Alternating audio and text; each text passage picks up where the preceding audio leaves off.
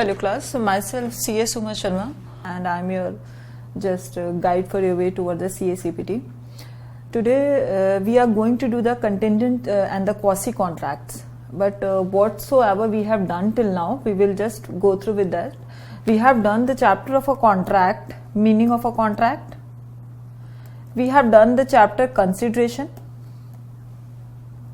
essential element of a contract, that we have already done. What does this essential element include? That there must be the proper offer, there must be the proper acceptance, there must be the proper consideration. These were all the requisite of the essentials of a contract. Thereafter, we have done the performance of a contract. That was our fourth unit.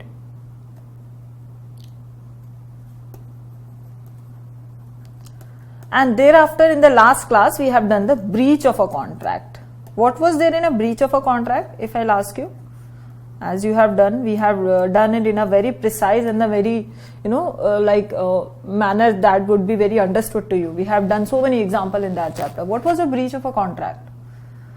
There were the two kind of a breach of a contract, na? That was an anticipatory breach and the actual breach of a breach of a contract. These two we have done in that chapter. We are not going to revise it.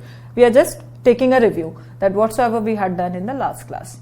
Now today we are doing the contingent and the quasi-contract. So when it comes to the contingent and the quasi-contract, we need to understand the meaning of a contingent first. Usually what we does, we mix the meaning of a wagering contract and this contingent contract together. These two are different. These two are entirely different from each other. The wagering contract is altogether void. It is void. But when it comes to the contingent contract, it becomes valid. How does it become valid? And what are the reasons and what are the valid aspects on which it will turn out to be the valid contract? We will study about this in this chapter today. And also about the quasi-contract. Actually, quasi-contract are not a contract actually. This is just an obligation. But yeah, this is needed to be understood that why this obligation arises and why do we need to pursue it. Okay. So firstly, the contingent contract, according to section 31 of the Indian contract, it is a contract to do or to not to do something if some event collateral to such contract does or does not happen. So from these statements, the one thing I had concluded that this contract is conditional. Why it is conditional? Because it is based on any of the future events that has not yet happened. Okay, that has not yet happened. So first thing, that is a part of this contract, that this contract is a conditional contract. Conditional contract. Okay, let's take an example. You people are preparing for the CA CPT and your parents say beta, if you will be able to clear your exam in a first attempt, hopefully you will clear it when you will be with us through CA Learning.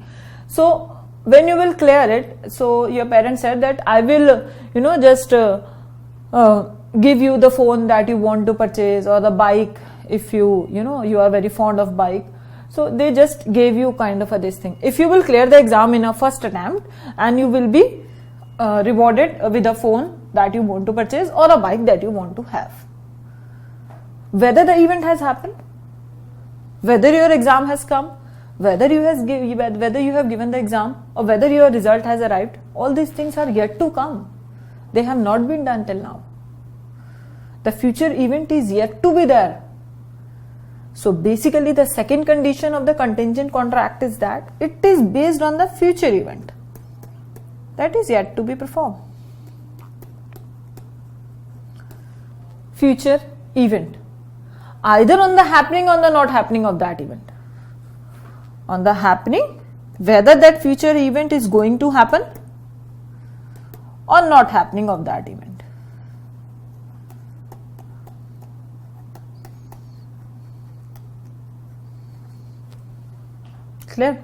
So these two are the first, you can say, the prerequisite to understand and just to understand the meaning of a contingent contract, you need to understand what are the essential of this contract, what makes this contingent. The first thing is that there is a condition attached to it.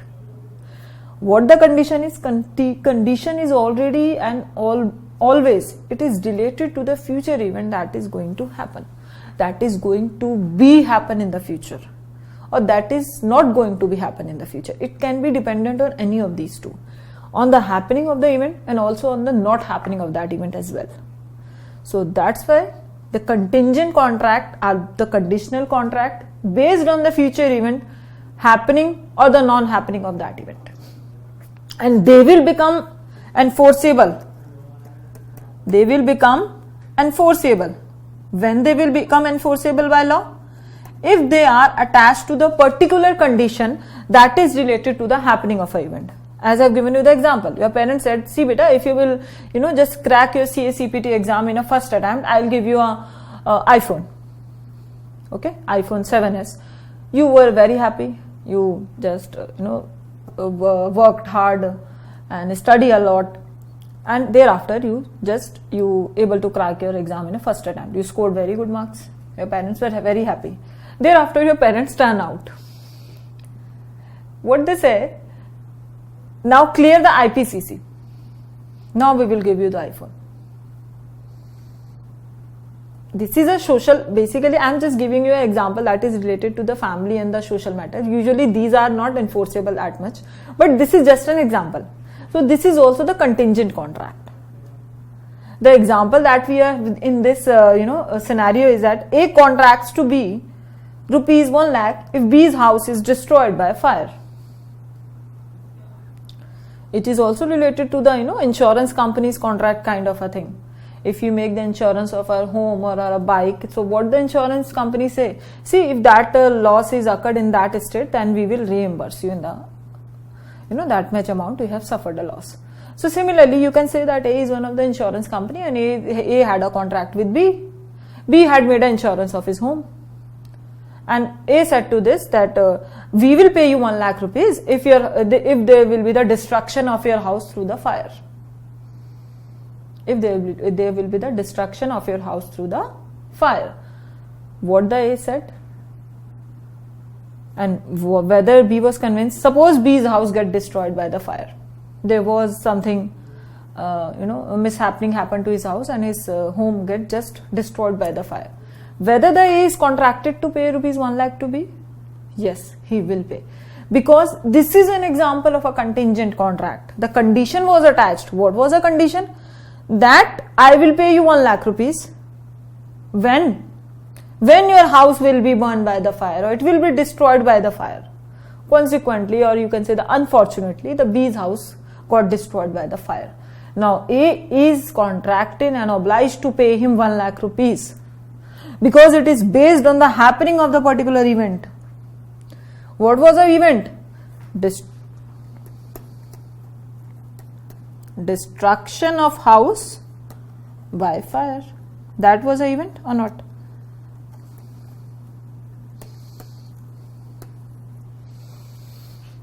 That was a condition.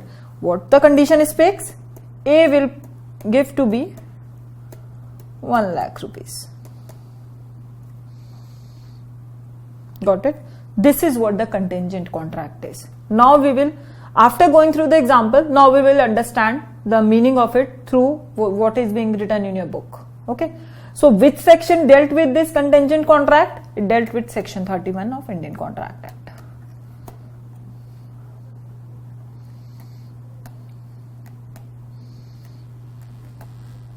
Indian Contract Act, which one? 1872. We will keep revising. When the Indian Contract Act was just executed, and on which day? Year though I have already told you, 1872. What was the day? It was on 4th September. Okay, this question usually form a part of your question paper sometimes. So contract of insurance are of this class. According to section 31 of the Act, contingent contract is a contract to do or not to do something if some event collateral to such contract does or does not happen. A said, I will pay you 1 lakh rupees if your house is destroyed by fire. It means A will not pay him 1000 rupees if his house is not destroyed by fire. Because what is a condition? House should be destroyed by fire only. If there is any other loss to the house, not by the fire, I am saying, aag nahi lagi, something else has happened, earthquake has come, that one of the floor got down. There was a loss to B's house. Whether it was due to the fire? No. Although the destruction of house was there, house got destroyed, but whether the destruction was because of fire? No, it was not because of fire. Fire was not an essential agreement while the destruction taken place. Destruction taken place because of any other reason except fire. A is not obliged to pay him 1 lakh rupees. Because what was the condition? That I will pay you 1 lakh rupees only if your house will get destroyed by fire. 2 essential agreements are there. Destruction of a house, second is by the fire. Only when the A is obliged to pay him 1 lakh rupees. This is what the contingent contract is. It deals with the condition, those are based on the future event, happening or not happening of an event. And it should be collateral to the circumstances and the conditions, those are mentioned in the contract. Usually the insurance company are dealt with.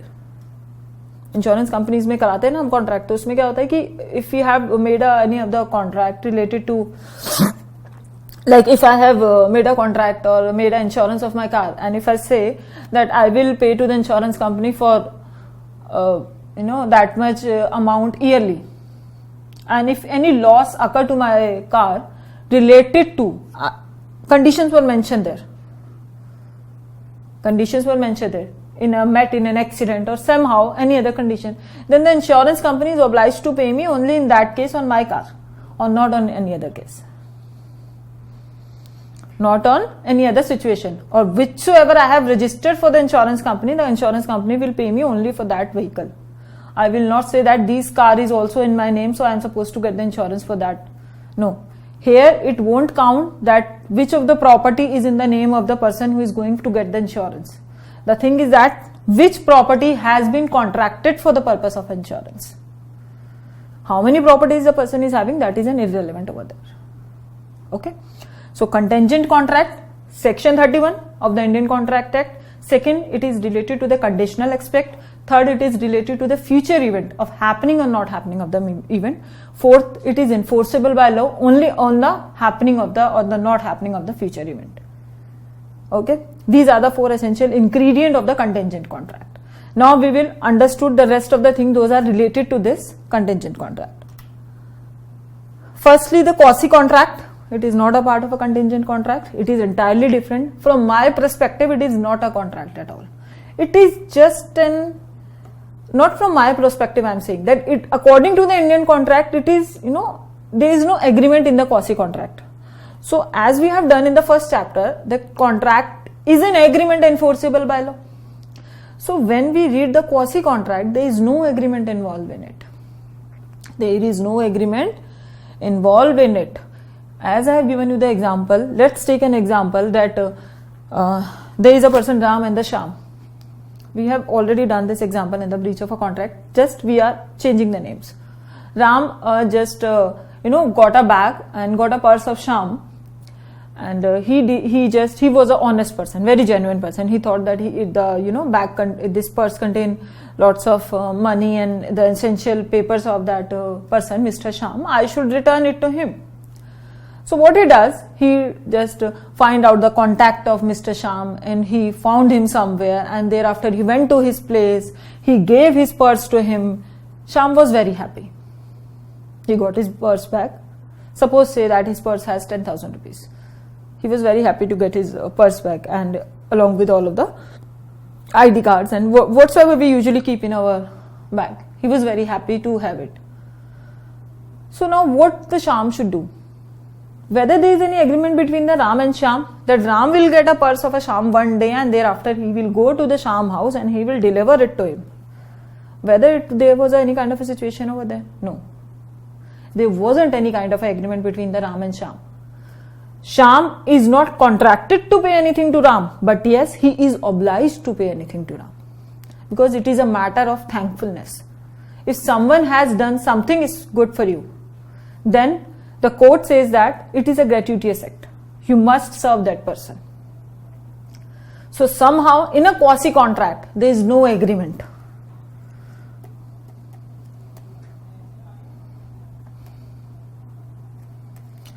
So obviously it is no contract at all.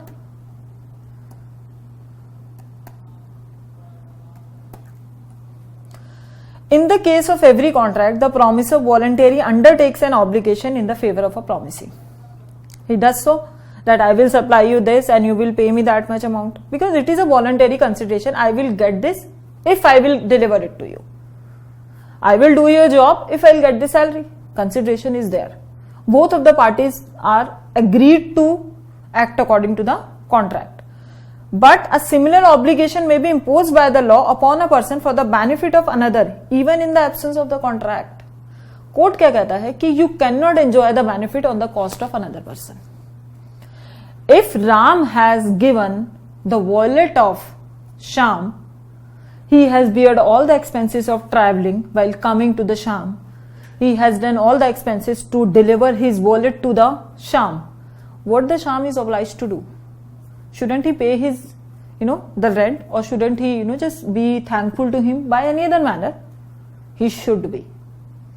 Because what the court say, that you cannot enjoy the benefit. It will be unlawful. On the cost of another person, you cannot avail the benefits. Even in the absence of the contract, such cases are known as quasi-contract. So there is no contract. There is no agreement. What is there exactly? It includes the obligation to act, because no one can enjoy on the cost of bearing on another person. So what law support this? First,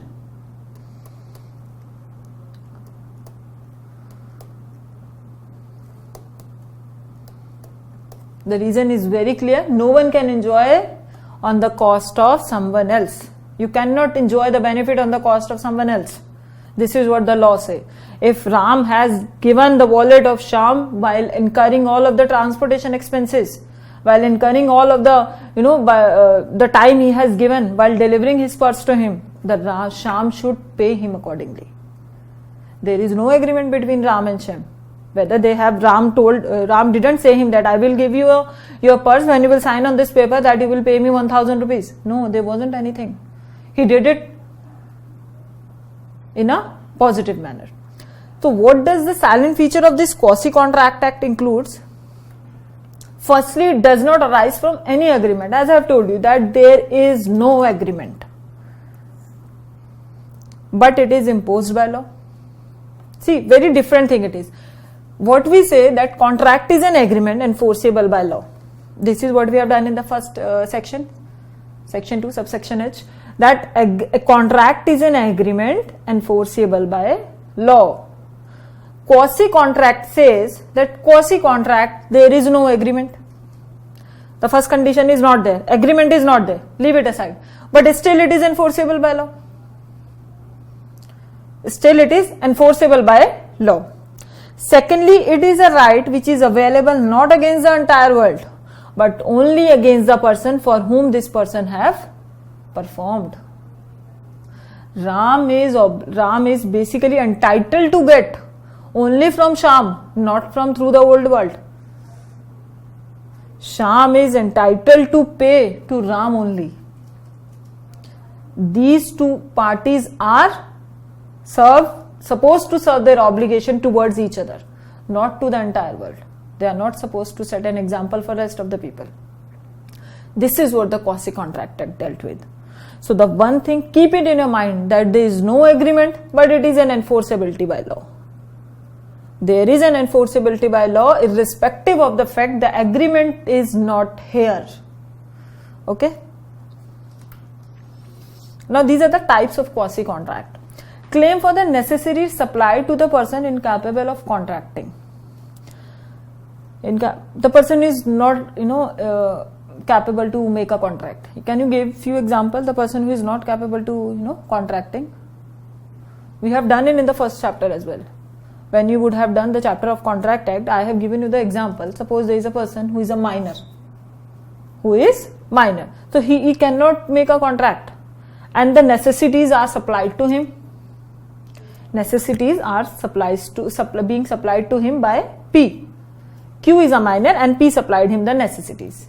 Obviously, the minor cannot enter into the contract, because according to the Indian contract, minor is incapable of contracting, although he can avail the benefit as by becoming a partner, being joined in a partnership firm. These were the few conditions, those we have done in the Contract Act. But here we need to understand that the person who is incapable of contract, if necessities are supplied to a person who is incapable of contracting, for example, a minor, a person of unsound mind, and the supplier is entitled to claim their price from the property of such person. Q is a minor and he is getting the necessities. Q is suppose the minor, okay, and P is a supplier. What happened that P supplies him the medicine or any other necessities that Q needed for his life worth rupees 50,000. P supplied him the necessities worth rupees 50,000. So now whether Q can say, see, I am a minor, so I am not capable of contracting. Now you have given me the necessities, now you cannot sue me. मैं तो minor हूँ, मैं तो contract कर ही नहीं सकता, सामान तो ले लिया मैंने, but I will not be a part of a contract. I am not ready to pay your money. Whether Q can do this? If Q can do this, that P is entitled to recover the amount from the property of the Q in case of a necessity supplied. This is an example of a quasi-contract, because agreement could not be taken place there because of the person incapable of being contracting. But you cannot say that in the absence of an agreement, the supplier will suffer. Why he would suffer? The property of a Q, the estate of the Q, he will be entitled to pay from his property to P. He will not say that I cannot make any kind of a transaction, I am a minor, I cannot pay him. P will say him, go and sell your car and pay my money back. If you won't do this, then I can sue you. If I cannot sue you, then I can sue you on behalf of your property. This is what you are supposed to do. And the court will support P in that case. Either Q is a minor. Basically, if Q is a minor and if he is denies of performing, if he is denies of paying the amount of the necessities supplied to him by P, or his guardian denies this on the ground that Q is a minor, now you cannot do anything, then court will support P, not Q. Because this is an example of a quasi-contract. Next, right to recover money paid for the another person. A person who has paid a sum of money which another is obliged to pay is entitled to be reimbursed by that person, provided that the payment has been made by him to protect his own interest. Suppose A has taken a loan from one of the company. A has taken a loan from any other. Now, what happened that or from company, or you can say from any other person. We are taking the example C here. Okay? So, what happened that A was supposed to pay 20,000 rupees to C, and A has not that much money in his account or either of his estate. So, what he does, he said to B, please give me 20,000 rupees. Because if I won't pay the 20,000 rupees, these people will, or these company will just throw me out of the job, or will just own my house. Something like this is going to happen with him. So B, being a friend of A, he said, okay, I am your friend and I will do it for you. So he lends him what? 20,000 rupees. What A does? A paid these 20,000 rupees to C. Now A got a relief from the loan burden that he was bearing and being afraid. Now what is the duty of A? Now what is the duty of the A? Should he pay back the amount he has taken from B or not? He must do this. Because he has taken a money from B. B has lent the money to A for his own interest. He is supposed to get his money back. Okay. The claim for the necessary supply to the person, section 68. It is a very important section. It will be, needed to understand in almost in every part of the Contract Act. So just be clear about it. Types of a quasi-contract. Next, in an obligation of a person enjoying the benefit of the non-gratuitous act. Where a person lawfully does anything for another person. We are saying the lawfully done. The word is very clear over there, lawfully done. Or deliver anything to him, not intending to do so gratuitously, or such other person enjoy the benefit thereof. The latter is bound to make the compensation to the former in respect of or to restore the things so done or deliver. So if someone has done lawfully for someone, then the other one who has enjoyed the benefit, he is supposed to pay for the benefit. What the law say? You cannot enjoy on the cost of another. You cannot enjoy the benefit on the cost of another. You will have to pay this. This is what the court support. It thus follows that the suit to succeed, the plaintiff must prove that he did not do so gratuitously so that the other person enjoy the benefit. Next, responsibility of a finder of a good. We have done this in the example of a Ramji and the Shamji. We have done the example of Ram and Sham. Ram found a wallet of a Sham here and just given it to Sham. So this is what the case of this responsibility of a finder of a good. If someone finds your good, then it is a duty of the person to whom these goods are delivered, or of whose goods got lost and now found, is supposed to pay to the person who has find out his goods. So such a responsibility arises under section 71, which is reproduced. A person who finds good belonging to another, takes them into the custody, is subject to the same responsibility as a bailee. Subject to the same responsibility as a bailee. Liability for the money paid on the things delivered by the mistake or under coercion. What was the meaning of a coercion or a mistake? When did we do this? कहाँ करा था हमने? Coercion, undue influence, misrepresentation, mistake. Where we have studied it. These were the part of a Contract Act where we have done that the free consent is being violating by these elements. You cannot obtain the consent of the person by keeping a gun on his forehead. Sign on a paper. This is not a contract because the contract has been executed through coercion. This is a coercion. Undue influence. What is an undue influence? When your boss says, what does the undue influence means? When one of the person is in the position to dominate the will of the another. As in case of a offices, employer is in a position to dominate the will of the employee. Do this work or you will be fired. Do according to me, otherwise it will happen. So now we are going to do with the coercion only. Okay, it was section 15, I think, Indian Contract Act. Such liability arises under section 72 of the Contract Act, which is reproduced as follows. A person to whom the money has been paid or anything delivered by a mistake or under coercion must repay or return it. Must repay or return it. If some A has threatened to B, pay me 10,000 rupees or I will shoot you. What is the duty of A here if B enforces A later on in the court? A must pay his money back because he has got his money of rupees 10,000 by threatening B. It is usually happen. Basically in the criminal, when you will go through in the criminal aspect, you will see that the person who is threatening the another and is getting or any kind of a valuable things from him, and if the person who is getting threatened sue for that person, then what he is entitled to get? He will get whatsoever is being taken away from him by the coercion. So this is what the liability for the coercion arises. In each of the above cases, the contractual liability is a creation of law and does not depend on any mutual agreement between the party. Whether there was any kind of agreement between A and B, A threatened B, give me 10,000 rupees or I will shoot you or I will kill you. Okay, B gave 10,000 rupees to him. Now what the court says that if B sues A, if B sue A, so obviously court will support B. What is the duty of A here? What will A do?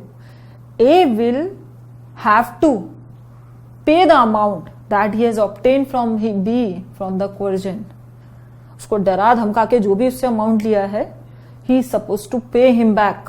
He cannot hold it along with the damages as well. This is what the quasi-contract. Whether there was any contract between A and B, A और B ने ऐसा सोचा था कि मैं पहले तुम्हें डराऊंगा, I will take your money, thereafter you will sue me and I will give your money back. No, there wasn't any kind of agreement. But it is arises not because of an agreement but because of the enforceability by law. That's why it is a part of a quasi-contract, because there is an absence of an agreement here, but there is not an absence of the enforceability by law. This is what the types of a quasi-contract dealt with. The next is a wagering agreement and the contingent contract. What was a wagering agreement? If we have done this, do you have any idea when did we did this agreement? There was an agreement. Suppose B is a person who usually invests in this IPL, and he said that he said to A, if you will pay me 100 rupees and there is a match of India and Australia, if you will pay me 100 rupees, if India wins, I will pay you 150, and if Australia wins, I will pay you 100 back. जो भी पैसा लगाया, you will get it back. Okay, let's take an example. A and B both were in a situation that there was a match of India versus Australia. What B said to A, invest rupees 100, if you will invest 100, and if India wins, I will pay you 150 rupees. While paying 100, and if India wins, I will pay you 150 rupees. But if Australia wins, I will pay back you 100 rupees again. Whatsoever you have invested, you will get that much amount at least. जितना पैसा लगाया उतना तो मिलेगा ही मिलेगा. By chance India जीत जाती है, then you will get 150 rupees. A was happy. A said, okay, let's do it. Because I am not going to lose in either case. What A does, A take a money from C. A had not 100 rupees, so he borrowed from C. C, I want to do this. Just pay me that much amount. C gave him. A borrows from whom? C. What did he say to C? Pay me 100 rupees. If India wins, I will pay you what? 120 rupees. And if Australia wins, I will pay back you 100 rupees. C was also happy. See, I will get 100 rupees in either case. C lends 100 rupees to A. उसने उसको दे दिया. Now what A does? A invest is a positive word. A gave that money to B, and B just put on that money in that betting system. Okay. Now what happens? That India lost. So now what is B supposed to do? B has to pay him 100 rupees back, because that was a condition fixed. If India wins, I will pay you 150. If India lost, I will pay you 100. B did not pay him back. B ने उसका पैसा उसे वापस नहीं दिया. Now what I can do? Can he sue him? Can he just drag him to the court of law? He can say that, see, we had a wagering agreement. हमने इसमें we usually have a word satta in this case. For the wagering agreement. So we have invested that much amount. मैंने तो इतना पैसा इसको दिया था और इसने इसमें लगाया नहीं. Now अब क्या करें? Now what the court will say? Court will say this agreement is a wagering agreement. It is based on the betting. I will not support it. But I will support to see if you won't pay his money back. Because either wagering agreement is a void agreement, but the collateral agreement is a valid agreement. If you won't pay the money back to C, because the agreement you had with the C, that is valid. Although the agreement you had with the B, that was void. Collateral agreement supporting the wagering agreement are valid agreement. A is supposed to pay 100 rupees back to C anyhow. But A is not entitled to get his money back from B, as he has just spent his money in the wagering agreement. That is a betting agreement. This is what we have done. But what the contingent agreement says, it is a conditional agreement based on the happening or not happening of the future event. In a wagering agreement, the uncertain event is the sole determining factor. Because we did not know that whether India will win or whether Australia will win. In a contingent agreement, the event is the only collateral. It is just attached to the main condition. Wagering agreement is essential of the contingent nature. Obviously, it is conditional. But contingent agreement are not of a wagering nature. In a wagering agreement, this is a void, but this is a valid. This is the most important point over here. Wagering agreement are void, but contingent agreement are valid. Wagering agreement is void, but collateral agreement supporting the wagering agreement are valid. They are not void. Next, in the wagering agreement, the parties have no other interest in the subject matter of the agreement except the winning or losing. Party had no interest. A had no interest in anything else.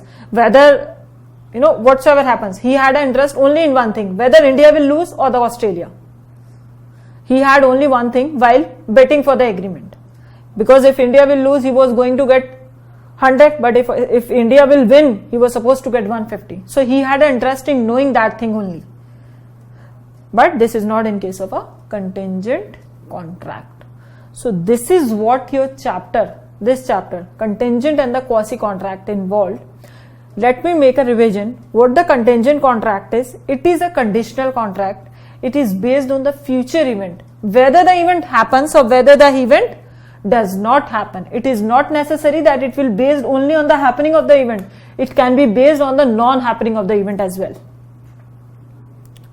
A said to B, if there won't be any rain, or if A said to B that if this ship through which my raw material is coming, if it won't come, I'm saying it won't come, nahi aayegi, then I will pay you 500 rupees. What happened? The ship got lost. The ship got lost and might be got sunk. So now it is certain that the ship is not going to come back. Ship will not come back. So now this is based on the not happening of a particular event. The event does not happen. So it is not necessary that the contingent contract will be based only on the happening of a future event. It can be based on the non-happening of a future event as well. So that's why it is a conditional contract based on the happening or non-happening of a future event. Third, it is enforceable by law. Second is a quasi-contract. There is no agreement involved in it. So obviously there is no contract, but yet it is enforceable by law. Yet it is enforceable by law. We have done the difference between the wagering contract and the contingent contract over here. Wagering contract is altogether void, but contingent contract is valid. This is what your chapter include today, and thank you so much for listening and giving your time.